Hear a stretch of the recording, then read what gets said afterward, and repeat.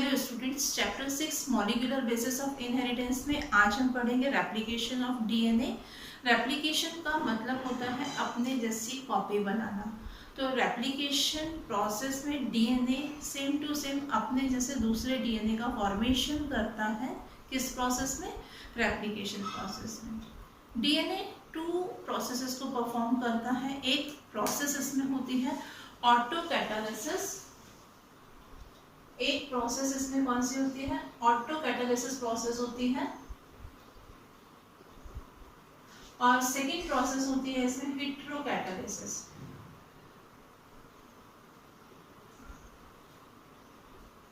ऑटोकैटालिसिस process में DNA अपने जैसे दूसरे डीएनए का फॉर्मेशन करता है और इस प्रोसेस को ही हम बोलते हैं रेप्लिकेशन।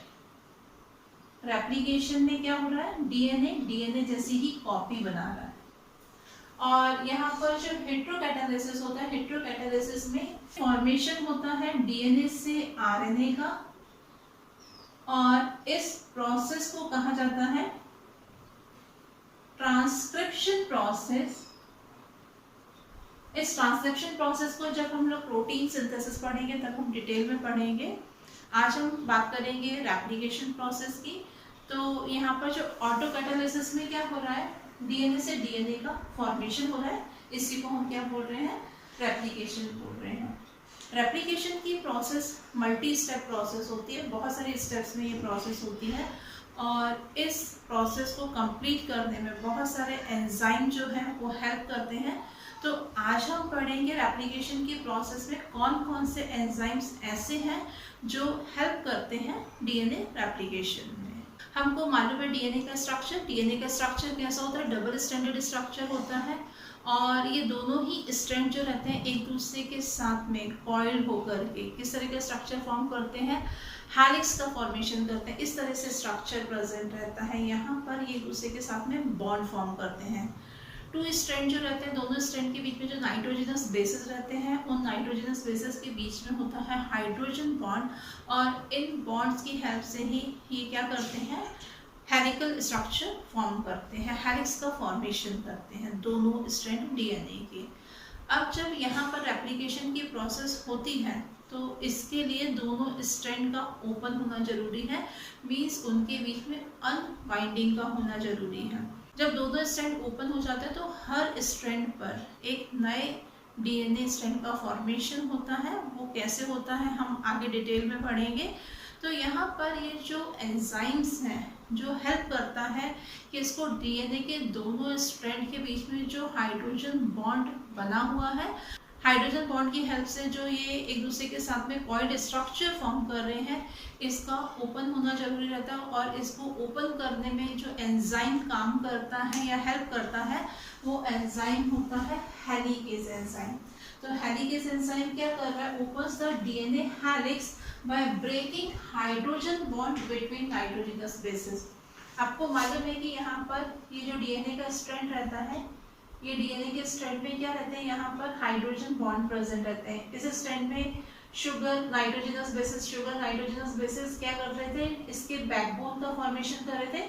और यहाँ पर जो नाइट्रोजनस बेसिस रहते हैं दोनों स्ट्रैंड के नाइट्रोजनस बेसिस के बीच में क्या प्रेजेंट थे? हाइड्रोजन बॉन्ड प्रेजेंट थे, जिसकी वजह से दोनों स्ट्रैंड बाइंड होकर के हेलिक्स लाइक स्ट्रक्चर बना रहे थे। तो यहाँ पर ये जो हाइड्रोजन बॉन्ड होते हैं, इन हाइड्रोजन बॉन्ड को ब्रेक करने का काम कौन सा एंजाइम करता है? हेलिकेज एंजाइम करता है। तो क्या है? It opens the DNA helix by breaking hydrogen bonds between nitrogenous bases. इसके बाद में सेकेंड एंजाइम जो है वो है टोपोआइसोमरेज एंजाइम। अब आप अगर सोचिए कि आपके पास में एक रस्सी है और आप उस रस्सी आपने देखी हुई, आपने देखा है कि उसमें बहुत सारे पार्ट जो रहते हैं वो इस तरह से जुड़े हुए रहते हैं, गुथे हुए रहते हैं। तो हम अगर उसके एक एंड को पकड़ करके अलग करना शुरू करें तो क्या वो आसानी से अलग हो सकता है? नहीं। जैसे ही हम उसको छोड़ते हैं फिर से कॉइल हो जाती है रस्सी फिर से। तो ऐसे ही यहाँ पर क्या होता है कि जो डीएनए का डबल स्ट्रैंडेड स्ट्रक्चर है, आपने अभी पढ़ा कि स्ट्रक्चर कैसा है, ऐसा डबल स्ट्रैंडेड स्ट्रक्चर है।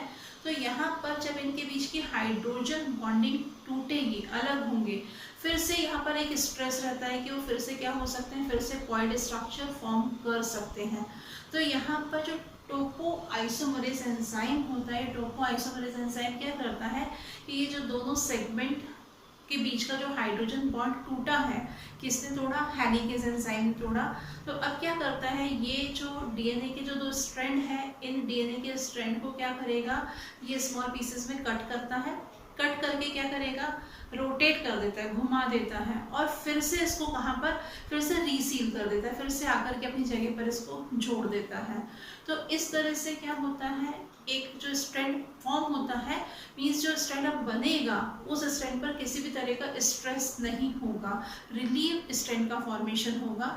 तो यहाँ पर टोपोआइसोमरेज एंजाइम का क्या काम होता है, it helps relieve the stress on DNA when unwinding by causing breaks and then resealing the DNA। यहाँ पर क्या हो रहा है, जो टोपोआइसोमरेज एंजाइम है वो डीएनए के स्ट्रैंड पर जो स्ट्रेस था उसको रिलीव कर रहा है।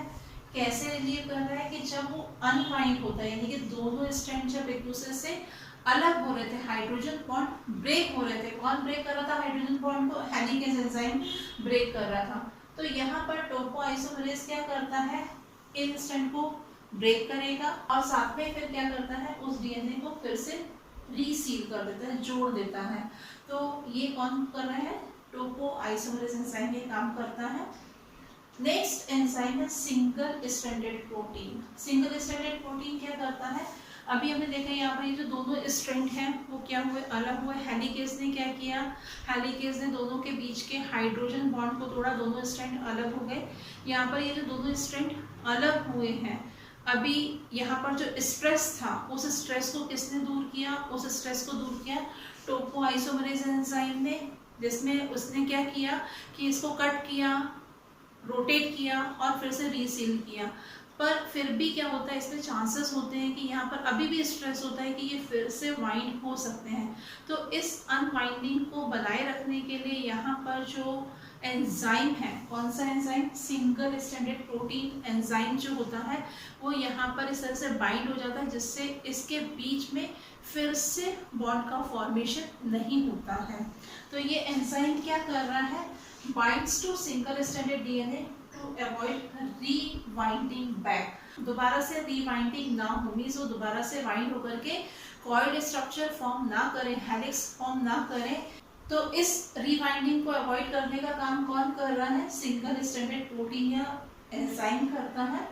और नेक्स्ट एंजाइम है लाइगेज एंजाइम। लाइगेज एंजाइम जो है वो डीएनए फ्रेगमेंट को जोड़ने का काम करता है। अभी हमने पढ़ा यहाँ पर ये जो टोपोआइसोमरेज एंजाइम था ये क्या कर रहा था, ये जो दो सेगमेंट थे, दो स्ट्रैंड थे, इनके बीच में क्या कर रहा था, ये स्ट्रेस को कम करने के लिए स्मॉल पीसेस में कट कर रहा था और फिर से रोटेट कर रहा था, फिर से रीसील हो रहा था। तो यहाँ पर जो डीएनए फ्रेगमेंट के फॉर्म में कट हुआ था इसको फिर से जोड़ने का काम, रीसीलिंग का काम कौन सा एंजाइम करता है, इसको करता है लाइगेज एंजाइम। तो लाइगेज क्या है, it haves to join DNA fragment. जहाँ पर डीएनए फ्रेगमेंट के फॉर्म में है वहाँ पर उन फ्रेगमेंट्स को फिर से जॉइन करने का काम कौन कर रहा है, लाइगेज एंजाइम करता है। लाइगेज एंजाइम सिर्फ यहीं पर ही डीएनए फ्रेगमेंट को ज्वाइन करने का काम नहीं कर रहा है या सील करने का काम नहीं कर रहा। जब हम आगे पढ़ेंगे रेप्लिकेशन की प्रोसेस तो वहाँ पर भी ये कुछ फंक्शंस करता है, वहाँ पर भी ये डीएनए के फ्रेगमेंट्स को ज्वाइन करने का काम करता है।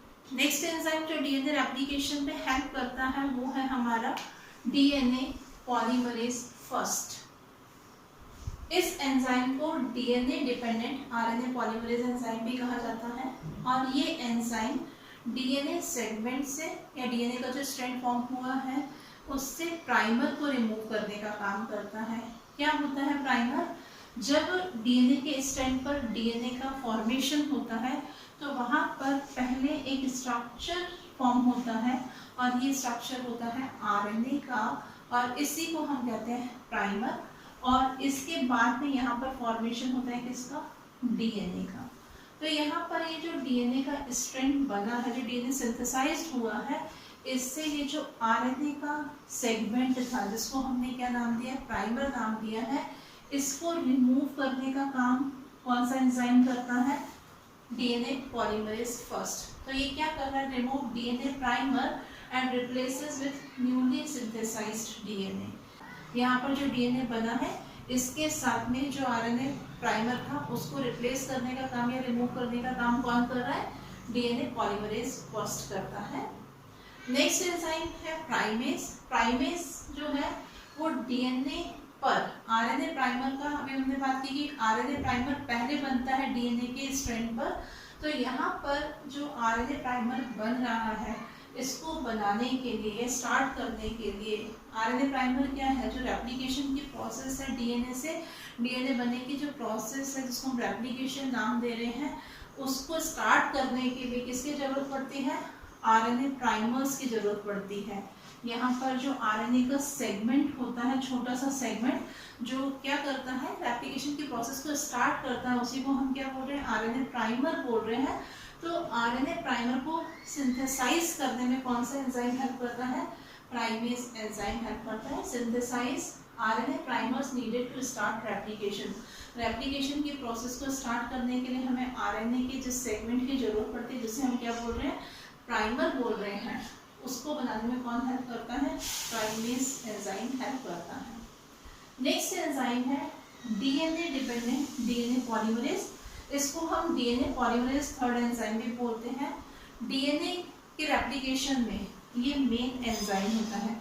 बाकी के एंजाइम जो अभी हमने पढ़े वो सिर्फ क्या कर रहे हैं, हेल्प कर रहे हैं डीएनए के रेप्लिकेशन में, पर जो मेन एंजाइम होता है जो डीएनए के स्ट्रैंड पर डीएनए की कॉपी बनाता है, वो मेन एंजाइम कौन सा है, डीएनए डिपेंडेंट डीएनए पॉलीमरेज या डीएनए पॉलीमरेज थर्ड एंजाइम इसको कहा जाता है।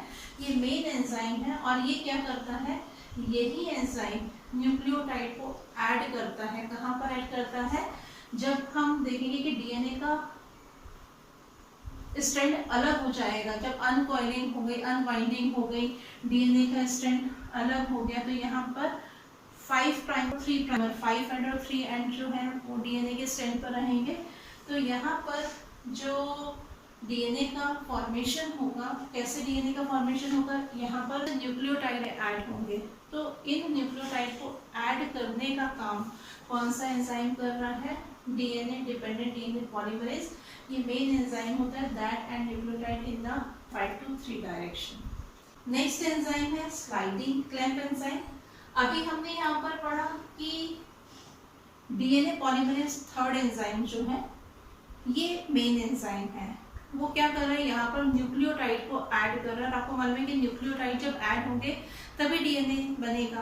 तो यहाँ पर पॉलीमरेज एंजाइम जो है इस डीएनए पॉलीमरेज एंजाइम को होल्ड करने का काम, जिस जगह पर न्यूक्लियोटाइड ऐड हो रहे हैं एक दूसरे के साथ में, वहां पर डीएनए पॉलीमरेज को होल्ड करने के काम कौन करता है, sliding clamp helps to hold the DNA polymerase in place when nucleotide are being added।